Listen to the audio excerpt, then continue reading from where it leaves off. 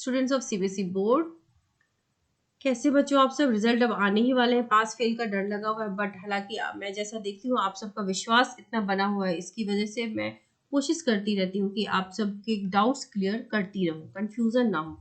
अब इसी बेसिस पे बताना चाहूंगी बच्चों कि आप ही बच्चों में से किसी ने मुझे स्क्रीनशॉट भेजा था, तो मुझे पता चला कि देयर आर सम चैनल, मैंने बच्चों ये 21 मार्च को आप मेरे चैनल पर जाकर देख सकते हैं, वीडियो बनाई थी।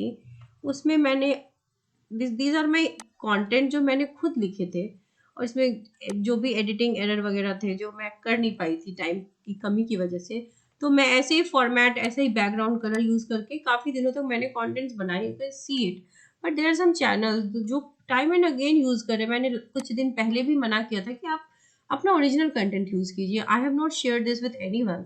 Now yes, it's a digital India, it is very easy कि आप किसी का भी स्क्रीनशॉट ले लें और अपने वीडियोस में डाल के बोलें कि these are my contents and these are shared to me from some teacher, but I have not shared and I even don't want to share it with anyone, क्योंकि मैंने ये आप लोगों के लिए बनाया था बच्चों।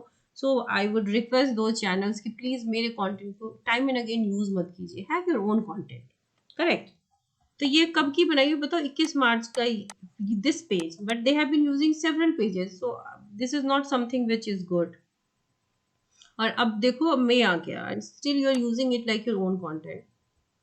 अब देखो बच्चों, आपको पास फेल का सारे बच्चे डरे हुए। अब मैटर पे आते हैं कि रिजल्ट अब रिलीज होने को है, 15 मई तक रिजल्ट अब 100% आ जाएगा, क्योंकि जितने मीडियाज हैं वो भी अब ये कह रहे हैं, 7-6 जो नाम ले रहे हैं, तो 15 तक आपका रिजल्ट अब बनेगा। पास फेल का डर जो बच्चों के बीच बना हुआ है, उसकी अब ये है तो मेरी ही शीट जो मैंने बनाई थी आप लोगों के लिए। तो बच्चों देखो, आप लोगों को मैं ऑथेंटिसिटी के साथ दिखाना चाहूंगी। ग्रेस मार्क्स इस बार दिए जा रहे हैं, ठीक है, हर बच्चे को जहाँ पे नीड है। हर बच्चा, मतलब if you are getting good marks तो आपको ग्रेस की नीड नहीं है, but if you are not, तो या तो 1 सब्जेक्ट में 10% या 2 सब्जेक्ट्स में 5% दिए जाने के प्रोविजन है। ये मॉडरेशन पॉलिसी है, मैंने आपको बताया था कि स्टैंडर्डाइजेशन करके इस तरीके से लगाई जाती है मॉडरेशन पॉलिसी, और इस तरीके से नंबर दिए जाते हैं। एक और आप ये न्यूज देख लो, ये न्यूज बता रहा है कि सीबीएसई देगा ग्रुप फॉर 5 से 10 नंबर का ग्रेस। मॉडरेशन पॉलिसी यानी कि जो बातें हैं ग्रेस, अब इसमें आपको प्रूफ की और नीड आई थिंक नहीं है कि ग्रेस मार्क्स मिल रहा है।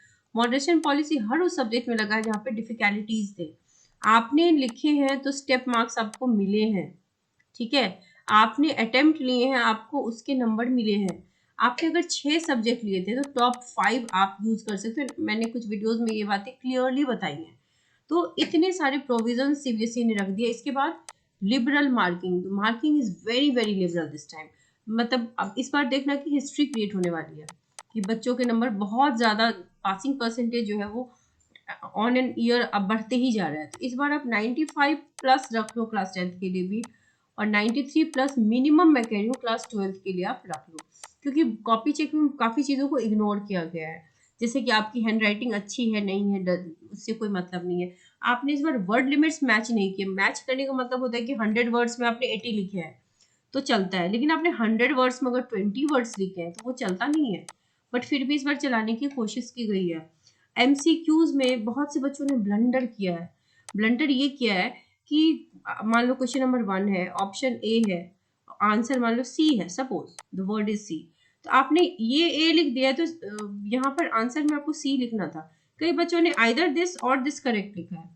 तो इस केस में भी टीचर्स ने इतने अच्छे तरीके से आपको नंबर दिया, जो सही है उस पर नंबर दे दिया, जो गलत है उसको काट दिया।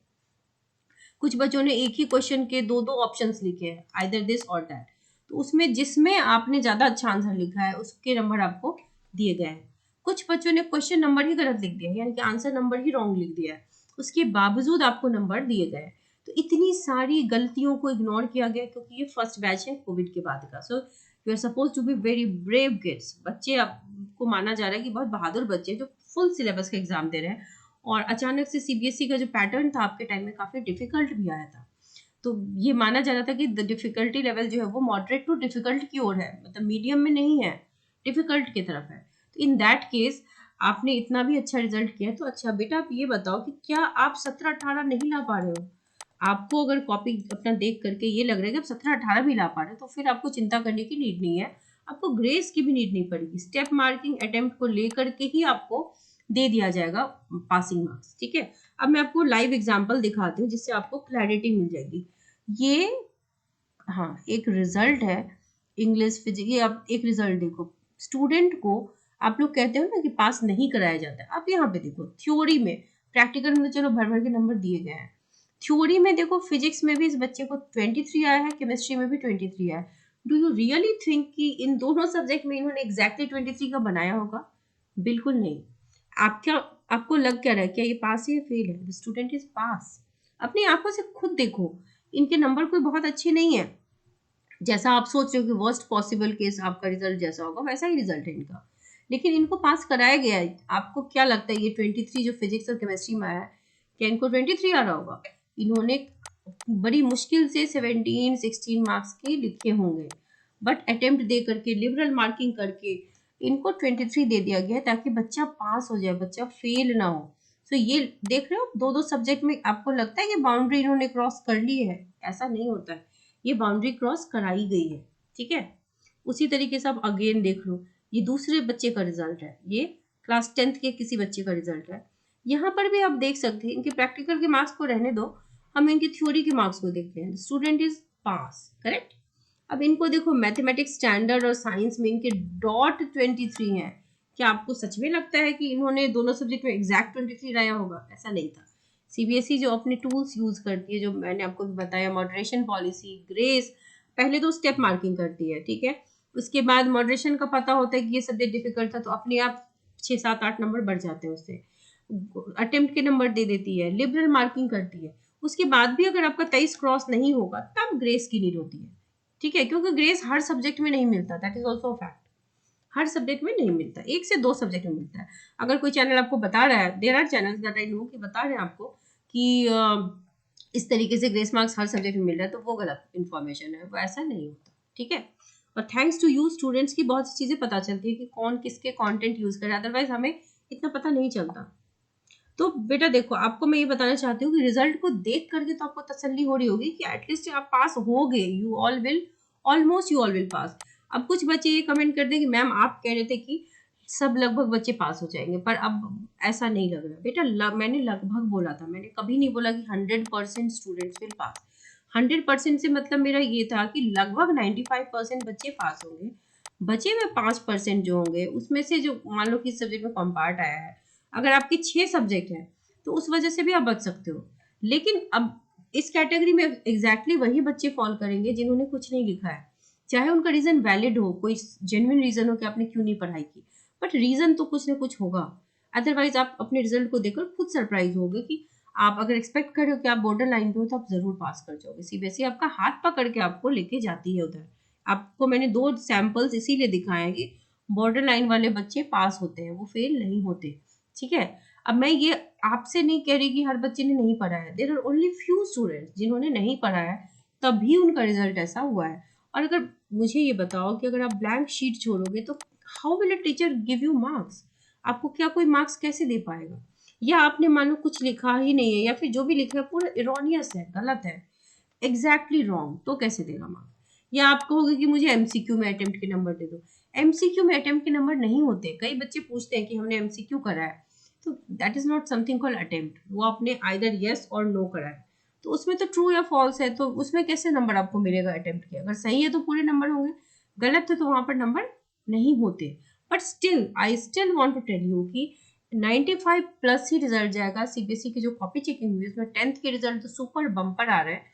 जितने भी टीचर से बात होती है वो यही बताते हैं कि 10th की कॉपी जिन्होंने भी की है चेकिंग बहुत बढ़िया की है। 12th की भी जो रिजल्ट है कंपैरेटिव टू लास्ट ईयर या लास्ट टू लास्ट ईयर्स इस बार बेटर है। और आपको बिलीव होगा जब आप रिजल्ट खुद की देखोगे कि हाँ, जहाँ जिस सब्जेक्ट में आपको खुद डर लग रहा था वहां आपको भी सीबीएसई ने क्लियर कर दिया। डर का मतलब अगर आपने 1, 2, 5 नंबर का बनाया तो फिर तो आपका डर सही है, तब आप वहां पे क्लियर नहीं हो पाओगे। लेकिन अगर आपने कोशिश की है, मान लो 15, 16, 17, 18 आपके आ रहे हैं, तो CBSE will try hard to make you pass, आपको वो पास करा देगी। सो आपको डरने की नीड नहीं है, डरिए मत, घबराइए मत। बट आई स्टिल नो कि आप डरोगे, क्योंकि जब तक रिजल्ट हाथ को नहीं आता बच्चों को डर लगता ही लगता है। ठीक है, और जितना प्री बोर्ड में आया था ना उससे 6-7% आप अपना ज्यादा रख लो। ठीक है, क्योंकि उतना तो आता है। प्री बोर्ड्स में ना कॉपी चेकिंग बहुत टफ तरीके से करते हैं, हर जगह कोशिश करते हैं नंबर काटने की, और बोर्ड में उसकी उलट क्या होता है, हर जगह कोशिश करते हैं आपको नंबर देने की, ताकि बच्चे सफर ना करें। ठीक है, तो ये भी एक फैक्ट है। तो there are so many things जो आपको सच में विजुअलाइज करने की जरूरत है। आप मेरी मत सुनिए, मैं कह रही हूँ इसलिए मत सुनिए, आप अपने दिमाग से सोचिए, लॉजिकली सोचिए। दीज आर द प्रूफ्स, ये रिजल्ट्स जो है वो मेरे नहीं है, ये जो रिजल्ट्स है वो किसी आप ही के किसी सीनियर स्टूडेंट्स के हैं, एंड दे हैव पास्ड। तो क्या आप पास नहीं कर सकते हो? आप भी पास करोगे। Just in case now I am talking about दो स्टूडेंट जो उस 5% की कैटेगरी में फॉल कर सकते हैं, उन्हें भी अपसेट होने की, गुस्सा होने की, बुरा मानने की जरूरत नहीं है। I don't want anybody to fall in that category, but that is also a fact कि सिस्टम 100% परफेक्ट नहीं होता। ये आप जो बच्चे साइंस पढ़ते होंगे उन्हें पता होगा कि no system is perfect. Ideal state जो होता है वो एग्जिस्ट नहीं करता है ना। तो आइडियल स्टेट का मतलब होता है कि 100% पास हो जाते हैं। तो वो तो CISE जो बोर्ड है, जो मतलब आंख मूंद के नंबर देती है, वहां भी एक आधा बच्चे तो फेल हो ही जाता है।